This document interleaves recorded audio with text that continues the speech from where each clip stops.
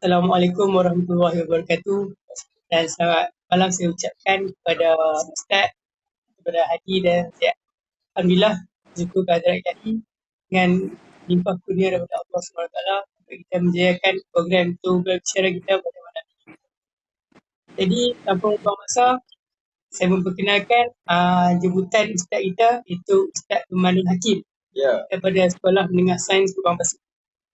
Jadi pada malam ini kita akan melakukan satu buah bicara mengenai tajuk peranan Al-Quran dan Sunnah untuk melahirkan masyarakat yang berkualiti. Jadi tanpa membuang masa Ustaz, saya teruskan kepada soalan saya yang pertama, iaitu bagaimanakah kita? Ustaz boleh dengar tak? Ya? Ustaz boleh dengar tak? Boleh. Jelas. Okey. Dengar. Ada Okey. sangkut-sangkut sikit tapi boleh dengar lah. Okey, baik. Okey, saya teruskan kepada soalan. Kita sebagai masyarakat, bagaimanakah kita dapat mengamalkan ajaran Al-Quran dan As-Sunnah dalam kehidupan seharian? Okey, bismillahirrahmanirrahim. Assalamualaikum warahmatullahi taala wabarakatuh. Okey, berkaitan dengan soalan yang pertama tadi, bagaimanakah saya ulang balik soalan, takutlah saya salah faham soalan. Bagaimanakah cara kita mengamalkan ajaran Islam berdasarkan Quran dan Sunnah? Ya. Betul.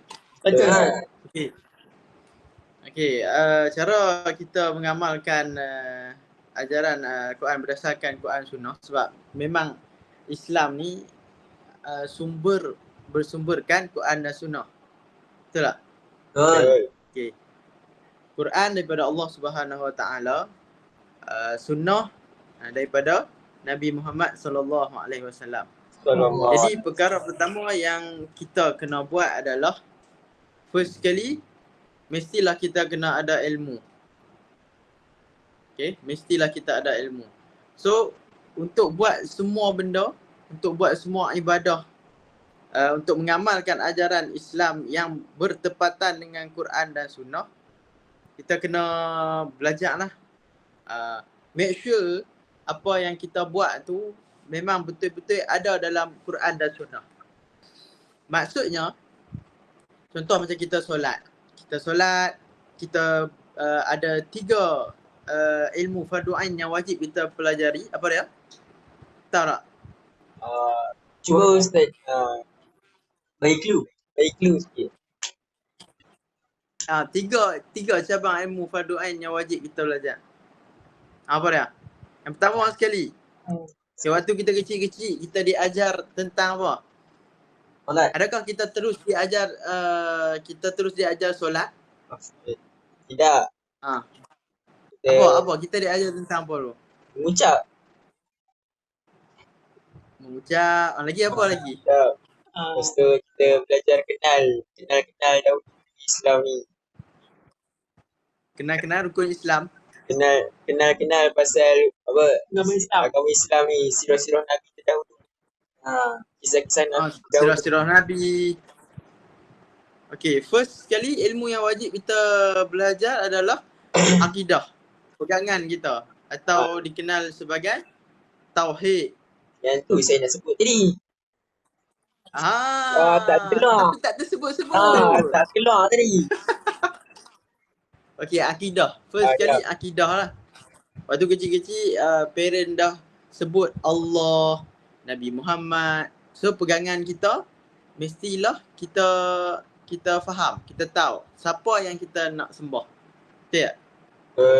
And then after that barulah kita belajar ibadah. Okay, kita belajar ibadah. Kita belajar solat, puasa. Lagi? Kita belajar apa lagi? Baca Quran. Ya, baca Quran dan sebagainya. Okay, tapi kedua-dua ni tak lengkap, tak mampu menjadikan kita ni orang Islam yang mengamalkan ajaran Islam berpandukan Quran dan Sunnah. Belum lagi. Belum cukup lagi. Walaupun kita dah belajar akidah, dah belajar ibadah, tapi tak cukup lagi. Satu lagi apa dia? Ada. Akhlak. Ya kah? Ya, betul. Nah, Kita kena ada akhlak. akhlak. Jawapan Okey. Hadi. Sebab kalau kita pandai akidah, kita dah pandai dah ibadah, tapi akhlak kita ni teruk. Adab kita dengan manusia tak ada, adab kita dengan Allah Subhanahu Wa Taala tak ada, maka kita bukannya masih belum menjadi orang Islam yang betul-betul mengamalkan ajaran Islam bertepatan Quran dan Sunnah. Sebab Quran dan Sunnah dia nak kita ni mengamalkan ajaran Islam ni secara holistik, secara sempurna.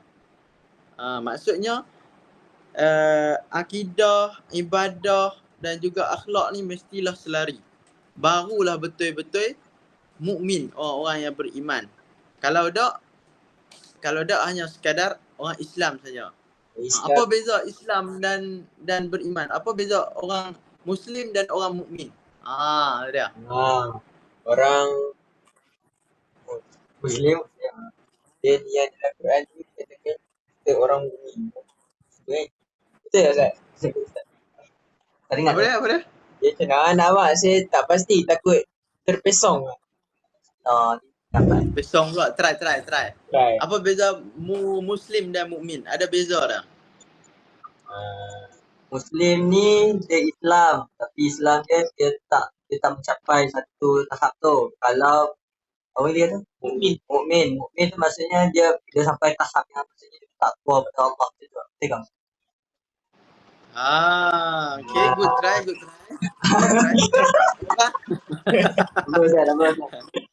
Okay, orang Islam ni dia percaya Allah Ta'ala Tuhan dia. Okay, tapi orang beriman dia percaya Allah Ta'ala Tuhan dan dia mengamalkannya. Maksudnya dia betul-betul buat apa yang dia percaya tu.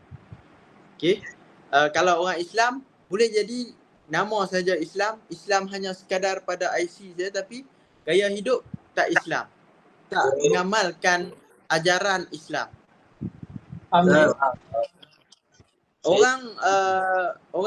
Orang Muslim belum tentu lagi mukmin, tapi kalau orang mukmin sudah tentu Muslim. Ada dalam kalangan kita yang kita tengok dia ni solat tapi sebenarnya dia tak beriman. Ada tak? Macam mana kita nak tahu benda tu Ustaz? Macam mana kita nak tahu? Ya. Kita tengoklah cara dia cakap. Ada tak orang yang dia solat tapi dia masih lagi mensyirikkan Allah? Ada tak?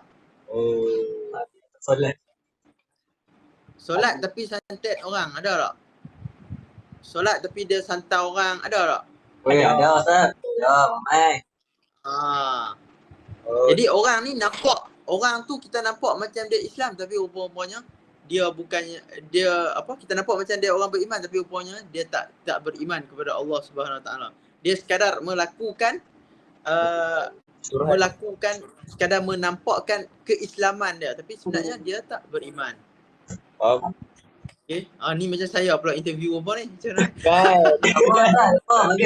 Dia memang macam ni lah. Macam ni lah. Ya. Menjawab soalan nak?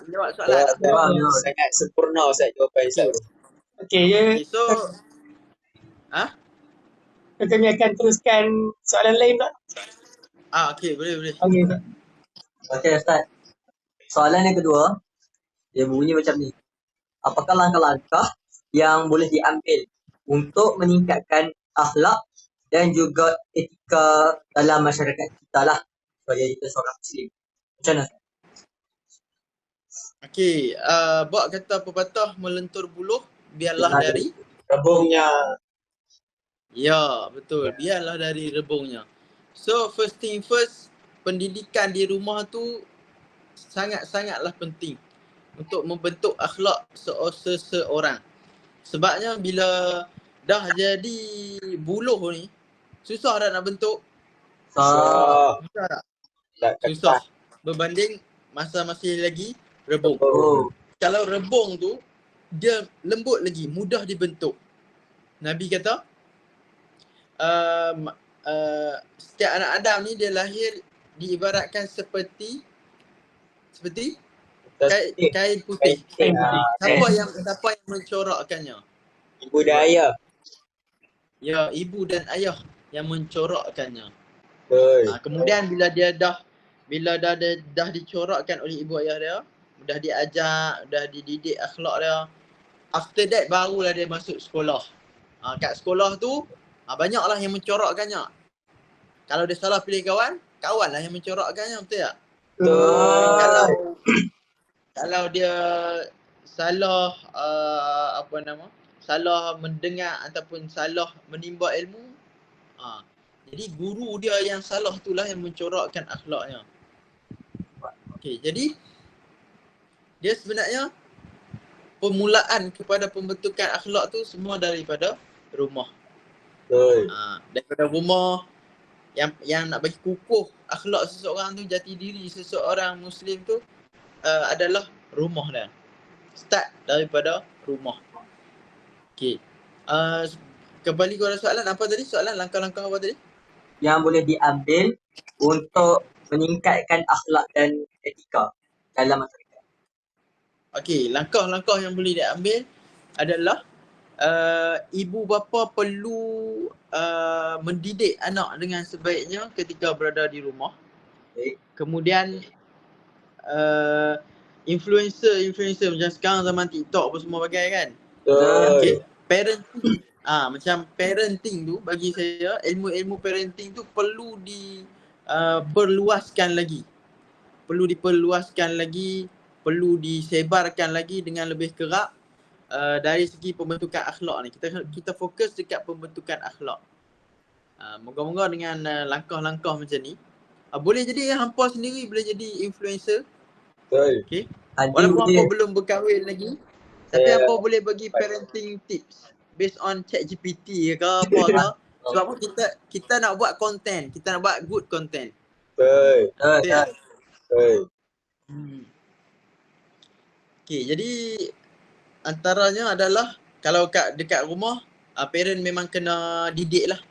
Kena ajar step by step, adab-adab, supaya bila dia bercampur dengan orang lain, dia tak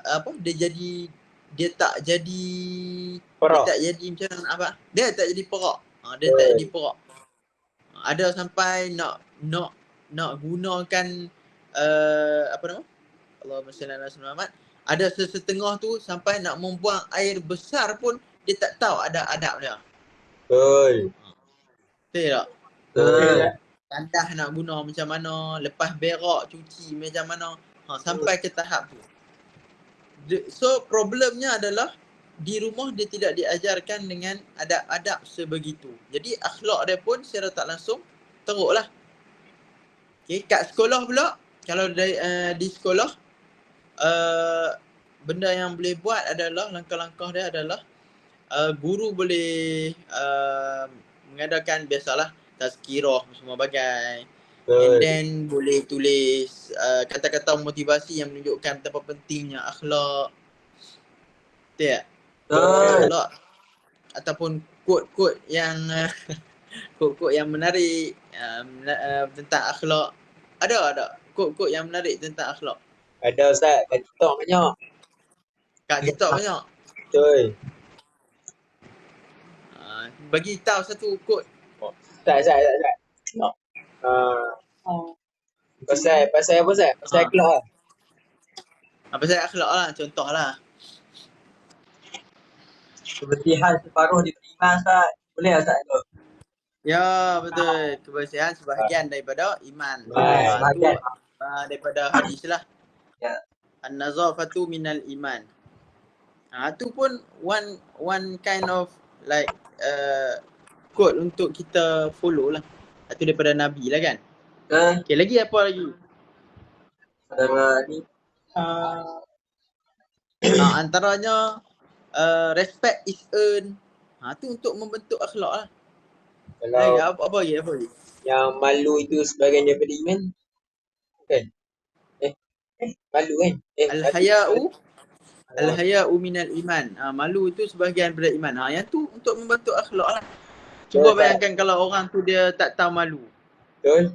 Contohnya kat asrama dia pakai Cot. Allah. dia pakai dia tidur tak menutup aurat. Allah. Pakai one piece of triangle clothes saja. Jadi kita tak nak benda-benda macam ni.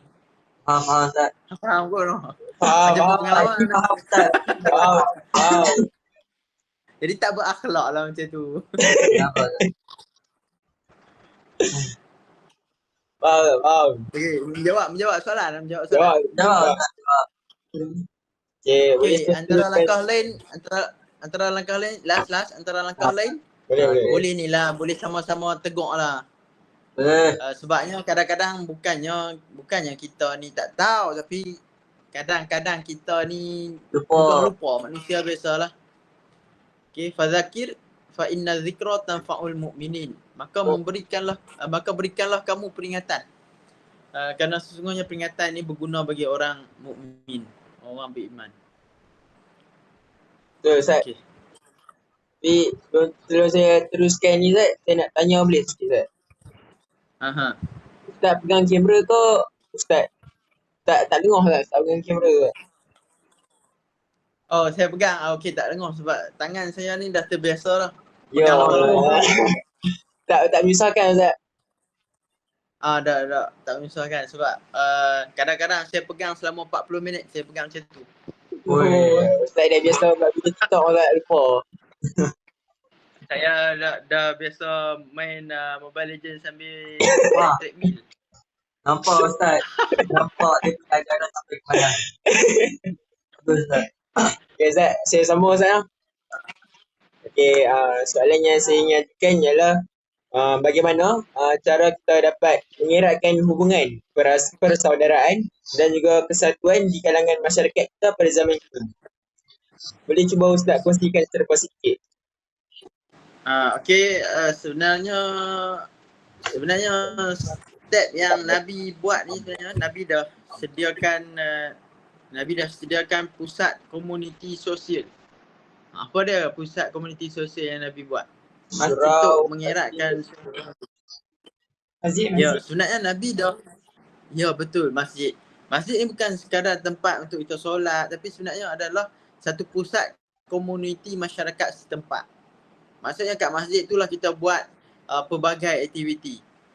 So, pada pendapat saya, kalau kita nak masyarakat kita bersatu padu, kita kena pelbagaikan aktiviti di masjid. Bukannya sekadar tempat untuk solat, tempat untuk tazkirah. Tapi masjid ni kalau boleh kita jadikan pusat kegiatan sosial masyarakat. Contohnya di masjid, kita boleh buat gelanggang futsal. Kat masjid. Oh, sebelah masjid lah. Iyalah, sebelah masjid kan dekat. Bukan dalam masjid gelanggang futsal. Lepas tu kita boleh buat macam dewan berhampiran masjid. Sekolah-sekolah sebab bukan ya? Sekolah-sekolah pun sepatutnya buat dekat asrama atau masjid. Ya, sekolah-sekolah pun sepatutnya buat dekat dengan masjid. Secara tak langsung orang masjid dia boleh berdakwah. Berdakwah ni dia kena kreatif. Dia bukannya sekadar kita beri tazkirah saja. Tak. Sebenarnya kadang-kadang aktiviti yang biasa tu lah yang mampu menarik manusia lain. So cabang dakwah ni terlalu banyak lah. Cuba bayangkan kat masjid tu, okay, ada free wifi. Lepas tu kita boleh guna komputer, komputer gaming ke apa kan. Kita boleh dengan pantauan lah. Cuba bayangkan dekat IPG apa ada satu masjid yang buat macam tu. Seronok. Nikah sana Ustaz. Apa kan nak pergi masjid tak? Masjid tak keluar dah. Masjid tu dalam masjid ada aircon, ada wifi yang elok semua. Jadi benda tu dapat menarik masyarakat setempat lah. Bila orang main masjid, secara tak langsung ada communication. Bawa kata pepatah Mak Saleh, communication is the key. Macam mana kita nak merapatkan ukhuwah ataupun silaturahim tu kalau kita tak communicate, betul tak? Betul. Macam hampa sekarang, hampa kenal antara 3 orang hampa ni. Hampa bersembang tak? Kau hampa okey jom buat assignment. Saya Lepas tu bersembang sekejap, dengan lepas tu Hadi buat Ustaz. assignment. Sembang. Mesti hampa bersembang, hampa main ataupun hampa do something other than just going into the class lah, betul tak? Betul. Just start speaking ni. Boleh faham kot IPD kan? Boleh, Mat, boleh. Semua mat lah. Semua Semua mat. Amen. Ya. Semua mat ni macam ustaz sikit ni pakai baju hitam. Memang. Saya tak ustaz tak? Saya tak suka ustaz. Hang saya kenal hang dah jadi. kurang sikit kan. kalau hang buat kopiah pun saya duk teringat kisah-kisah seram saya. Apa Ustaz? Tak boleh. Saya dah buat lah. Alhamdulillah. Alhamdulillah. Dah nak jadi cikgu tu dia kena buat perangai elok sikit. Back to question apa tadi lah. Cara kita nak merapatkan hubungan kita sama umat Islam ni. Caranya lagu tu lah. First masjid kena main peranan lah. Kena do something. Okay. Cuba dengan mula-mula mungkin dia buat program yang mampu menarik minat. Contohnya buat program makan-makan ke apa.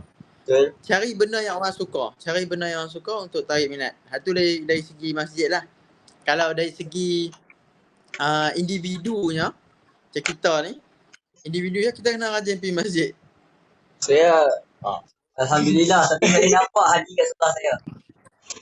Okay. Ataupun kita kena rajin ajak kawan-kawan solat. Habis katakanlah nak pergi masjid jauh. Okay. Ajak kawan-kawan solat berjemaah.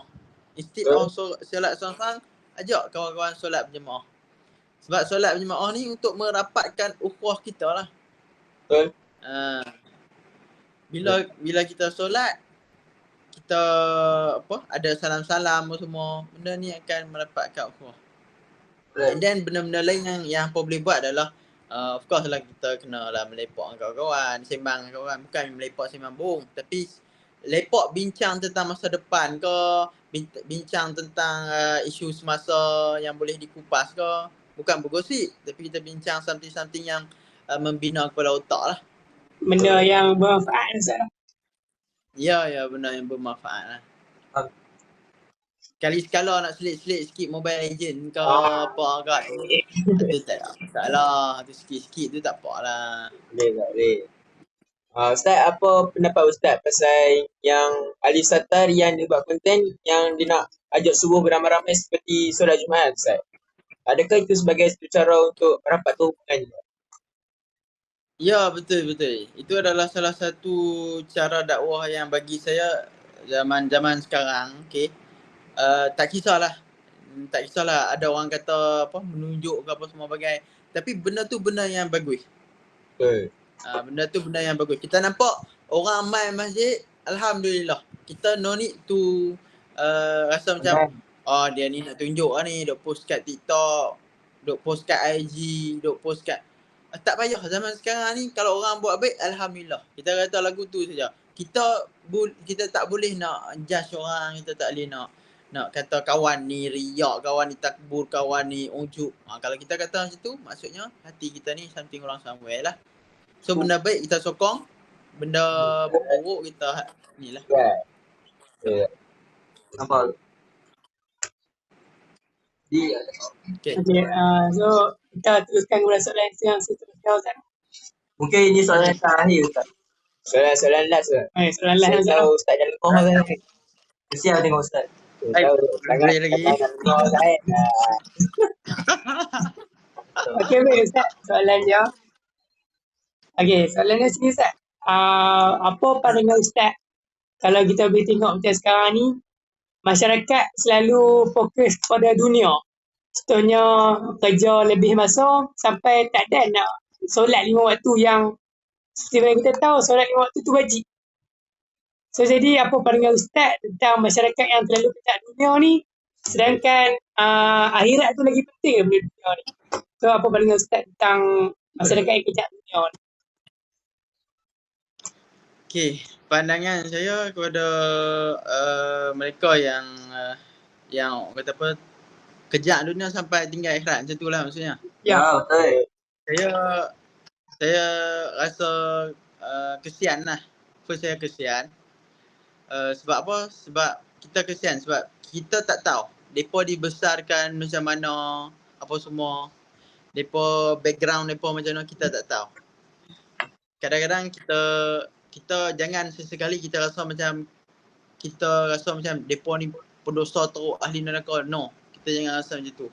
Kita kena rasa kesian. Betul tak? Rasa kesian kat depa dan kita kalau boleh kita nak ajak depa. Betul tak? Kita kena ada rasa macam tu. Berdakwah kat depa, kita nak ajak depa sama-sama buat kebaikan.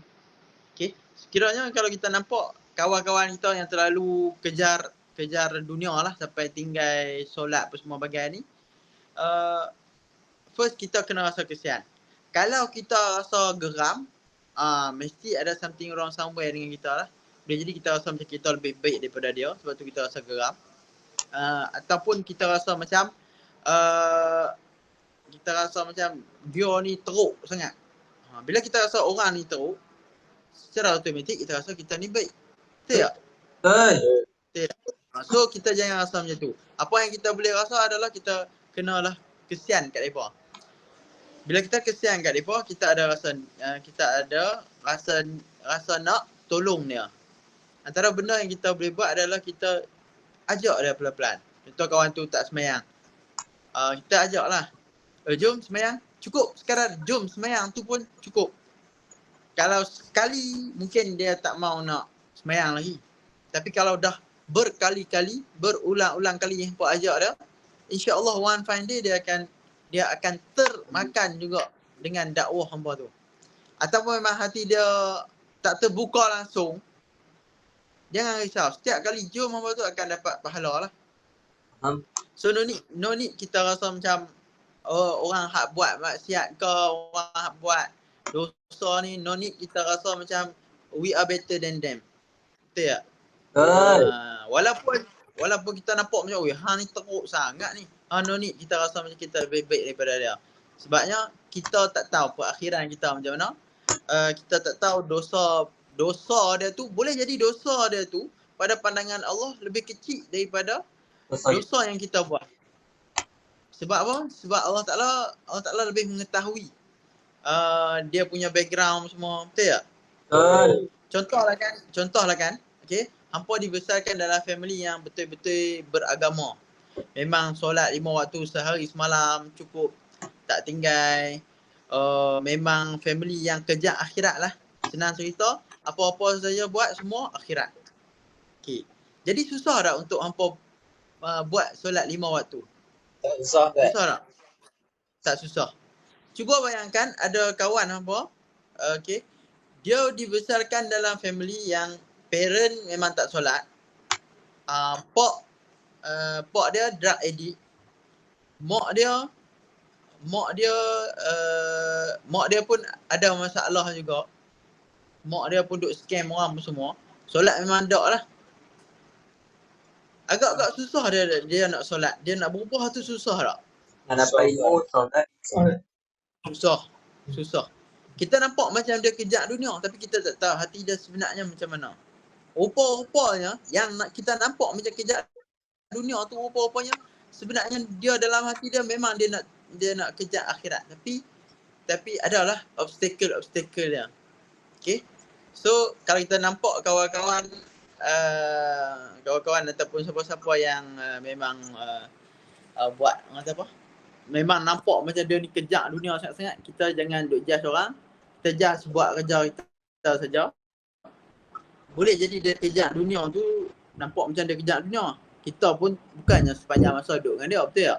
Betul. Bukannya sepanjang masa duduk dengan dia, boleh jadi dia sembahyang kat tempat lain.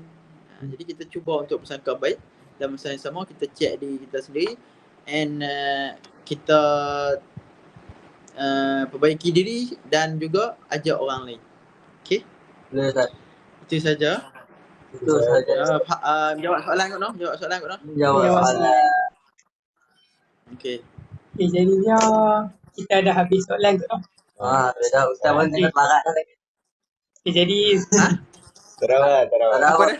Terawat. Sampai betul.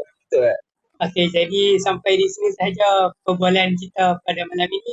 Terima kasih kepada Ustaz Luqmanul Hakim kerana sudi meluangkan masa bersama-sama kami untuk berkongsi ilmu mengenai peranan Al-Quran dan As-Sunnah untuk membentuk masyarakat yang kualiti. Jadi saya rasa itu sahaja topik perbualan kita pada hari ini. Yang baik datang daripada Allah Subhanahu Wa Taala, yang buruk datang daripada diri kami sendiri. Jadi kami akhiri perbualan kita pada hari ini dengan wabillahi taufiq wal hidayah. Wassalamualaikum warahmatullahi wabarakatuh. Terima kasih Ustaz. Ustaz. Assalamualaikum.